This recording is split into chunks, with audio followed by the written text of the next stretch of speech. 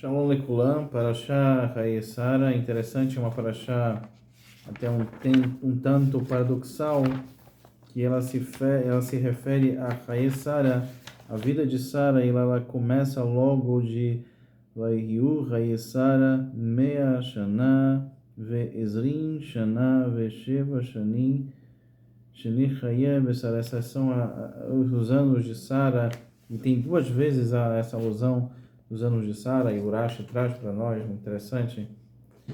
E hoje, no Kiddush, na Seudá, pela manhã, chamado de Kiddush Rabbah, o grande Kiddush que é feito pela manhã, um borro, um jovem, ele trouxe, ele citou inclusive Urashi, que ele explica que Sara, e assim traz, viveu 100 anos, 20 anos e 7 anos, total 127 anos, mas a pergunta é por que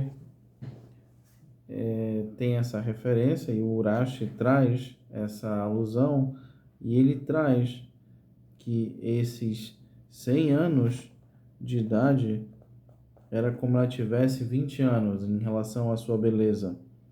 E em relação ao pecado, assim como os 20 anos, ela não tinha um pecado no sentido, não tinha nenhuma transgressão, ou seja, que não era passível de punição. E aos 20 anos era uma beleza, ou seja, a pele como uma criança de 7 anos, assim traz o Bereshit Rabbah, que é o Midrash. Isso traz para nós também, Deus nos diz que o sofrimento também modifica a pessoa, assim como a alegria também modifica. Por isso que a importância de manter feliz e de olhar o lado positivo da vida, isso se refere que o sofrimento muda, mas a alegria também muda a pessoa de forma favorável. E no decorrer do próprio verso da Torá Kedushá, nós temos que Vetamá, Sará, Bekiriat Arba, e assim ela morreu, o que seria Kiriat Arba. Eu tive há pouco tempo o prazer de passar aproximadamente quase uma semana, 5 dias, entre Kiriat Arba, Yerushalayim, Hebron, Bat-Yam, também na cidade de Betel e Tel Aviv, em Israel, todas essas cidades conectadas. E é impressionante a força que há em Kiriat Arba, como em todo e qualquer lugar.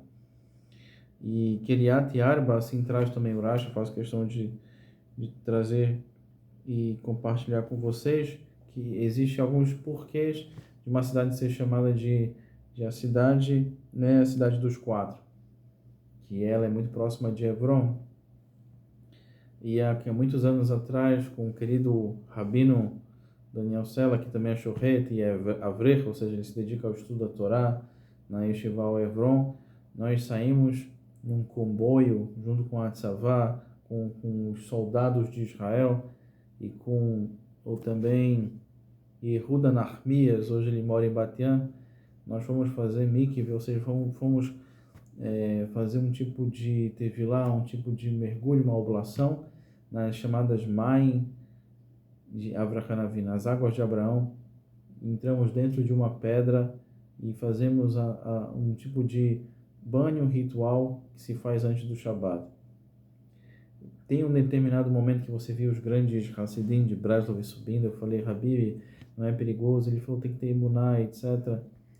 E imagine, por um dado momento, quando você não consegue ver o que tem na sua frente, você percebe que precisa de imuná. Imagine os nossos patriarcas, as nossas matriarcas, que viviam em constante imuná. E por isso que Kiriat Arba é um dos lugares tão especiais e sagrados, que na Parashá Shlach Lecha, por exemplo, Caleb ben Yefuné, ele foi para poder se conectar, que o seu mérito nos proteja. Essa foi essa kavaná que ele fez, e ele fez uma tefilá para o Boreolam, para Kadosh Baruch Hu, tendo que o mérito dos nossos patriarcas, nossas matriarcas, nos protejam. Lembrando que Lá também está enterrado Adão, Shon e Rava, ou seja, Adão e Eva, Abraham e Sara, Isaac e Rivka, Yaakov e Leia. Esses são também os 4 casais. Vocês perceberam que Rachel não está lá, ela foi enterrada em Belém, em Israel. Temos Belém do Pará e tem Belém em Israel, Betlehem, para saber que em qualquer momento se pode ter um contato com Rachel, que era a mãe, e é a mãe que acolhe, e é essa mesma mãe que vem e acolhe, e assim, quando nós recebemos o Shabbat, vem a noiva, vem o encontro do teu amado, Lechadodili Krakalá, Pene Shabbat Nekabelá.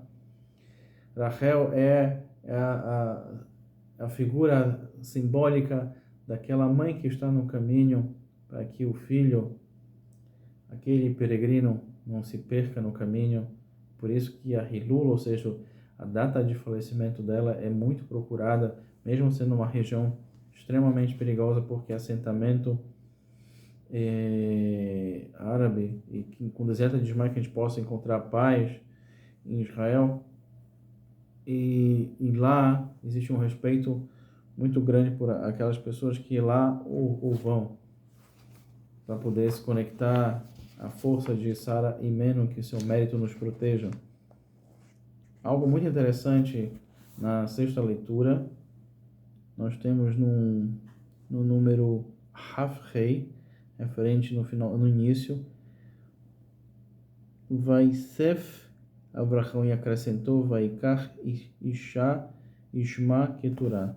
E acrescentou Abraão mais uma esposa, Vaiosif, e acrescentou. Esse Vaiosif tem um significado muito forte, que é a essência, os chores de Yosef Hassadei, que a gente vem de Musif, que é acrescentar. Então, as pessoas que têm esse nome percebam que elas têm a tendência de acrescentar coisas positivas na vida das pessoas e na sua vida, de estar sempre buscando preencher também os seus sonhos. Aqui nós temos Keturah, que era H, como traz Urashi, e ele cita inclusive Bereshit Rabbah como Midrash, de falar que ela conseguiu fazer uma elevação espiritual, que ela era mãe de Ismael, né? E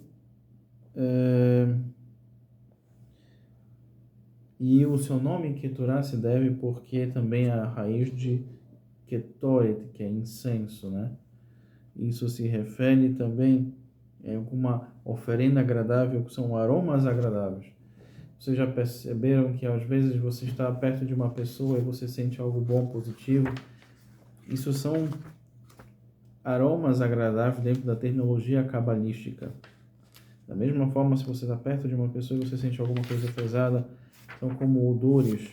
Essa é a mesma linguagem que é utilizada por Ari Kadosh, que foi codificada pelo seu discípulo Chaim Vital nos seus escritos sobre a questão do Ketoret, sobre os incensos e sobre essa beleza que é os incensos nesse sentido. Ainda em relação a Parashah Hayesará, a Haftará, que é a leitura dos Nevim dos profetas, traz em Melachim 1 sobre o rei Davi. Olha só que interessante. Começa com Hamelech Davi, Zaken, Baba Yamin, Vaireis, Suhu, Babdim, Velo e Rinlo. E o rei Davi, já com uma idade avançada, nos seus dias avançados, ele não conseguia se aquecer, mesmo tendo roupa. E o finalzinho, olha só, a última frase, o último verso, né, nós temos Vaitiko Beit Sheva Apai Eres Vetishtachavu Lemelech Vetomer Yehi Adonai Lemelech Davi Leolam. Olha o finalzinho, Hamele Davi Leolam. Ele começa com Hamele Davi Zaken. Então, a grande tradição fala que assim que como a tradição de Davi, grandes mestres, veio dele, como Shlomo, como é citado num trecho, né? Shlomo, teu filho, reinará. Nós temos essa conexão que dessa linhagem, que seja em nossos dias, o Desiata desmaia a chegada do Mashiach Tzidkeinu e a construção do terceiro templo, ainda hoje.